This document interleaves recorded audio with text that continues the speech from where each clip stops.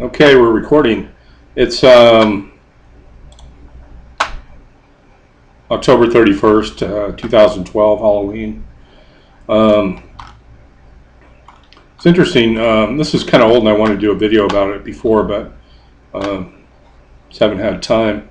The government has proposed that if you owe $50,000 or more to the International Monetary Fund's collection agency, the Internal Revenue Service, you do not get a passport to leave the slave plantation.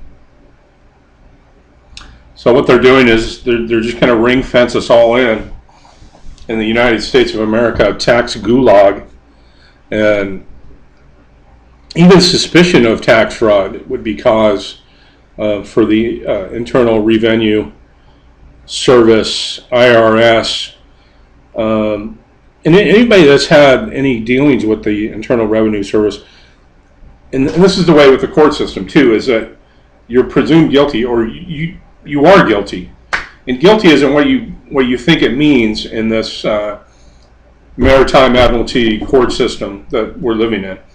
Everybody thinks that guilty means, hey, I did it, I'm guilty of the crime. No, guilty means gilded, or you're going to pay. Okay, because when an officer accuses you under this maritime system, goes way back. I don't know how many years they've been using this type of a system, but when an officer of the ship accuses you, that means you're guilty. I mean, you don't have any. There is no question of the facts. It's just, hey, here's what you owe us, and you're going to pay. And you'll know that's true if you've ever dealt with the IRS. You have to prove that you're not guilty, which is impossible to prove a negative. So that's why the court system, the federal court system, has a 98% success rate in convictions. Because when you're born, they take your birth certificate. I've talked about this before, and they entered into it's called the Susquehanna V Trust. And these corporations, the United States corporation, they don't have any way to make money themselves. They have to get it from us. So they're bankrupt, and they need to come to us to get the money. How do they do that?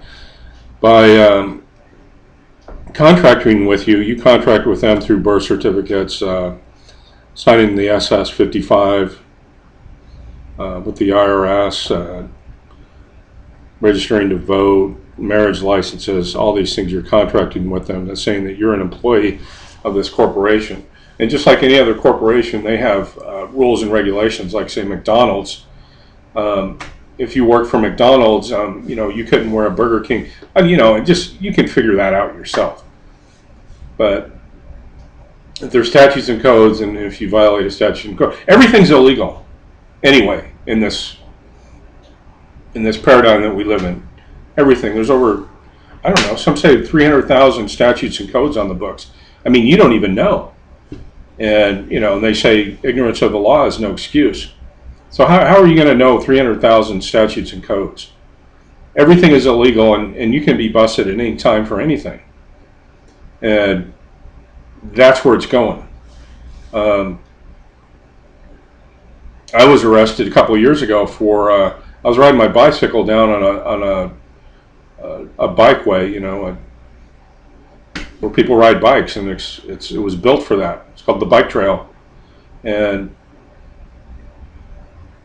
I stopped, I was sitting by, there's an aqueduct there. I was just sitting there, and I've never seen them there before, but two sheriff's deputies ride by, and they're all bicycled up, and they ride by, and they just kind of stop and go, hey, how's it going? I go, fine.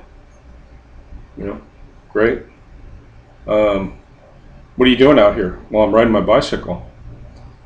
Oh, okay. Do you live around here? And then all of a sudden I just go, hey, wait a minute. Why am I talking to these guys? I don't want to contract with you guys. I said, you know what, officer? I don't need your help right now. And unless I'm being detained, I'm going to go ahead and take off. He goes, oh, wait a minute. Hang on. Let me see your ID. And anyway, long story short, I didn't show him my ID. I didn't tell him who I am. But anyway, you can't deal with a base level policy enforcement officer. They have no idea what's going on. They're just an authoritative. They've been brainwashed. They're the slave drivers out there. And anyway, to make a long story short, they arrested me and took me in for what did they arrest me for? Terrible. I can't even remember. Resisting arrest, of all things, because I wouldn't show them my ID or give them my name.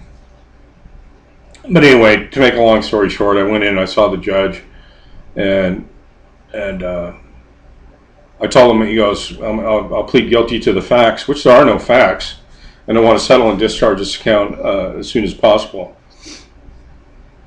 I shouldn't even be going into this. But anyway, I got out, and there was no court reporter when I went in the first time. And when I came back, he goes, okay, go wait outside after I talked to him and I explained to him I was the agent for the person.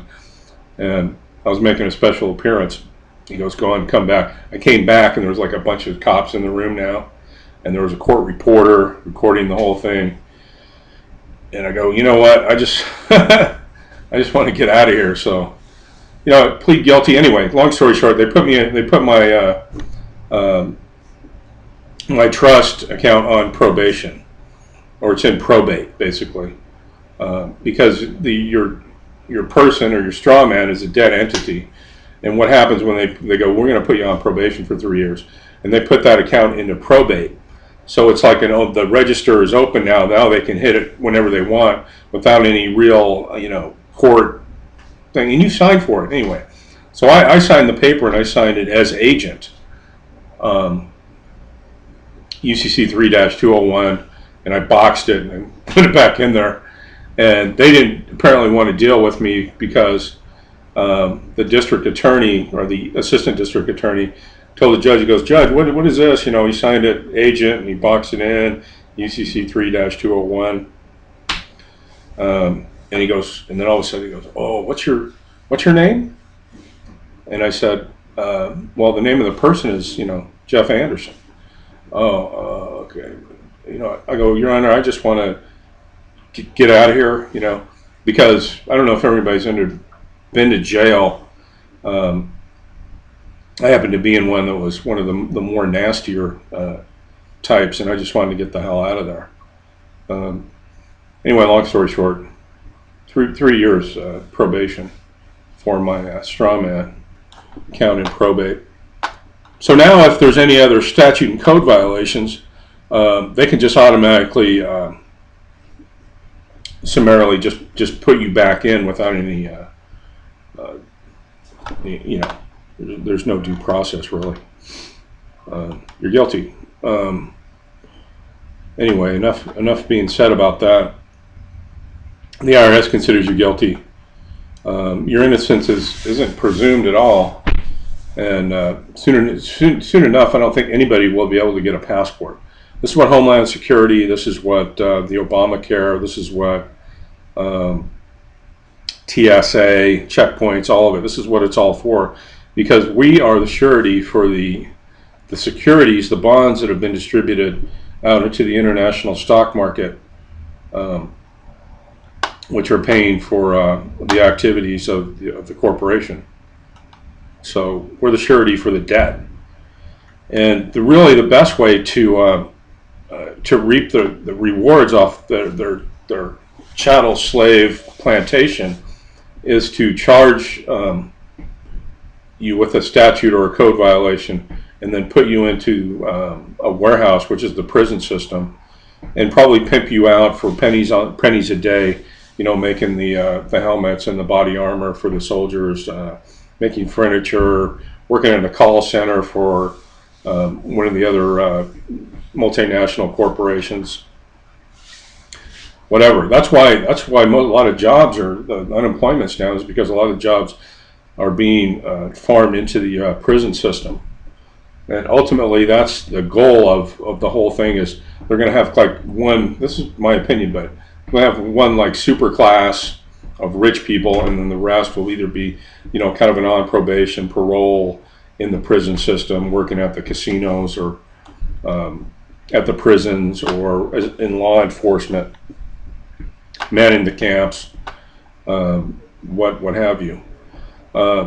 So what they propose, if anybody owes $50,000 or more to the IRS, you don't get a passport. You're fenced in into the tax gulag, and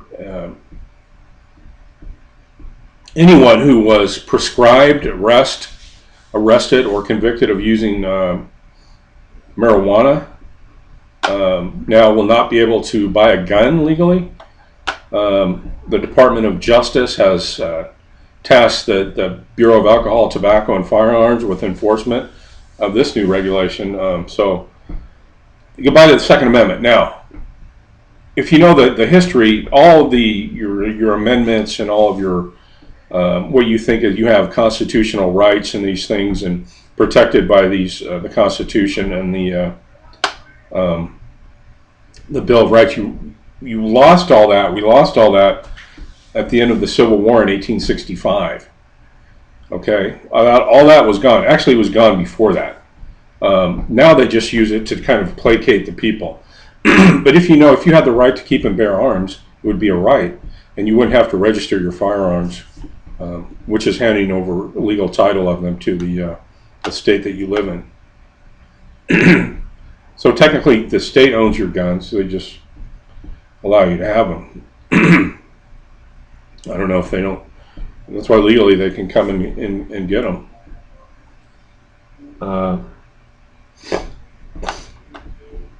So you have the quantitative easing 3 now announced last few weeks ago. $40 to $85 billion in mortgage-backed security purchases. Morgan Stanley is the premier provider of this system of peddling junk bond mortgages. So when you go to buy a house and you sign the note, they don't they take the note and that's actual considered as payment. But then the bank takes that and sells it, packages it up as mortgage-backed securities. Also, birth certificate bonds are in there too in the mortgage-backed securities. Excuse me. So anyway, the Fed will certainly buy at least $1 trillion in the next year of these toxic mortgage-backed securities, and the result will be Morgan Stanley is saved and can offload hundreds of billions in its toxic mortgage portfolio, and that's going to save Morgan Stanley and basically ditto for Bank of America, Wells, and all the other mega banks invested heavily in these securities. And basically, when you boil all this down, this is a stealth, too big to fail banker bailout. We were all waiting for, but it absolutely assured we'll spend every penny and then some on these funds. Basically to infinity. And what that means too is they're going to own, the government's going to own the mortgage on your house. Now here's where it gets hairy. Like if you ever owe child support or anything like that, and you miss a payment, and this happened to me about 10 years ago, and if it's court-ordered judgment that you have to pay it, and you get delinquent, they'll send you a warrant. They'll put a warrant out for your arrest to come in and see I think it's a family court judge, and what he says, they're not, because you think of like debtor prisons and things like that, but they kind of flip-moded it because he says, well, I want you to make, they look at all your finances and everything. You can afford this amount of payment every month, and if you miss that payment, automatically, bam, they issue another warrant for your arrest, right? And of course, they'll try and take it out of your paycheck. But if they can't do it that way, or you lose your job or something, and they automatically issue a warrant. The first warrant you get, and this is from my experience, this was 10 years ago before I even got into any of this stuff. They'll say, if you miss one more, we're going to let you out of jail this time. But if you miss one more, it's 15 days in jail. Ooh, okay. And it's not because you missed a payment; it's because you denied. You're considered in contempt of court for not following the judge's order. And if you go in there voluntarily and you say yes, I'll do it. Yeah, right. So here's the deal with that. This is how they're going to be putting people in prison into these prison camps, what I call debtor prisons, as a result of the Fed purchasing all these toxic mortgages. And the basis for this assumption, the Fed plans to criminalize any delinquency, default, foreclosure, or short sale. So now they're going to own your mortgage, and if you miss a payment, they're going to file a civil complaint against you in the courts, and you're going to get you're going to get a summons to go to court. And the judge is going to say, look, we're going to look at all of your finances, and you're going to have to pay this amount. And if you miss it, then you go through the whole steps, and then next thing you know, you're in prison. So that's how they plan to do it. 15 to 25% of homeowners are either delinquent or in foreclosure, depending on the area right now at this time. 250,000 new foreclosures every month. 1.5 million people in foreclosure today. 10 million mortgages are underwater. That means you owe more than the home is worth. So the FHFA, the federal housing, plans to go after after the strategic defaulters, those who walk away from their mortgages. That'll get you put in jail because you owe the money, you owe the bankers, and they own you, so they want their money. You agreed to be the surety for the securities when you signed and you checked the box that said I'm a U.S. citizen. So anyway, going into this agency, the FHFA will focus on the efforts on criminally prosecuting those who are not paying on their loans. 47 million people in this country are under the $27,000 poverty level. $27,000 poverty level, and how do you make a payment when you're only making $27,000 a year? I mean, you can barely live on that. So imagine what would happen if a family was told they could be arrested if they tried to default on their home loan, walk away from the home, since it's upside down mortgage, or simply cannot afford to pay the mortgage as a choice of overeating or heating the home. Food inflation's going up. Will rip into family budgets. If it hasn't already, 20% of American families have food insufficiency. A family could effectively be jailed in their home, forced to pay the mortgage, or in reality jailed by the feds for not paying on their mortgage. And that's where the work farm and FEMA camps come to mind. The prison system, they're building more prisons, and it's probably the biggest industry right now in this country. As I've said countless times, there's more people in prison in the United States of America than any other country per capita. It's like 700 out of every 100,000 are somewhere in the prison system. And I talked to a friend of mine today. He just got picked up because he was on probation. I don't know what he was doing, but he called me from jail. He's like, "Hey, man, so I got to look into that now." Anyway, so this is the modus operandi. So now they have these work farms. They're going to be set up for the families, FEMA camps. Because they need new slaves to keep the to feed the beast, to feed the monster. They need more laws. They need longer sentences. They need. That's what Congress's job is. People think they're up there, for them, but they're not. They're working for the corporation. The corporation, all they do is write new laws, new statutes and codes. That's all they do. So they're going to put you in prison, manufacturing consumer goods, weapons for the military.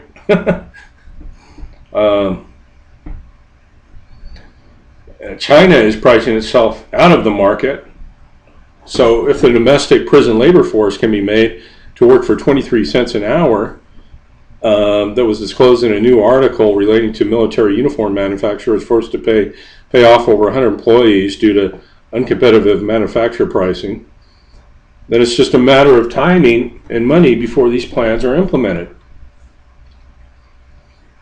If someone was delinquent on their mortgage or lost their home, they would not be able to get a passport. You can't leave. You're in prison. And I've told people that look around, they look at me like I'm nuts, but if you look at the cameras on all the street corners and you step back and take a look at the big picture, especially with the Obama thing coming in, they're going to have control of your bank account. Read that shit. They're going to have control of it all. What they put into your body, what you can eat, if you're I don't know. This is what we're facing, people. That's why I recommend people, get your initial documents in order, turn off the television, and study what you're going to need to do to go into this new system. Either it all crumbles down, or we're looking at some hellish times. Well, a lot more restrictive.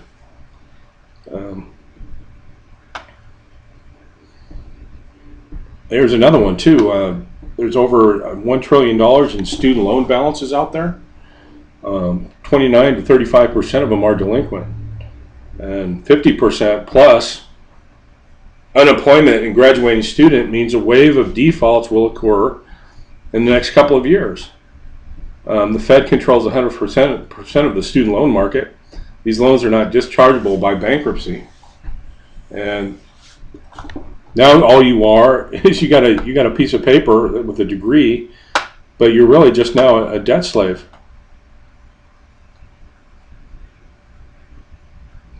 I don't know. Hopefully some of these college students will figure something out and do something about their situation instead of just going along with it. I don't see it though, because people are more and more getting dumbed down. I have a hard time even talking to the general public. They just look at you like you're insane. What? Because the minute I start talking to someone, I just go right into it. I don't waste any time. And it usually blows them right out of the water. So no passports.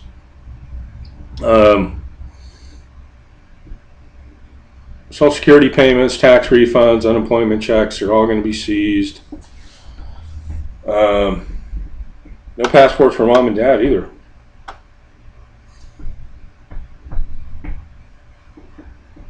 So for any reason or no reason at all, will be used to prevent for the sheeples and the tax slaves from leaving the gulag.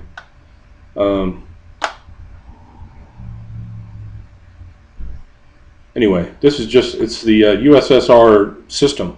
It's the Russian system. They perfected it.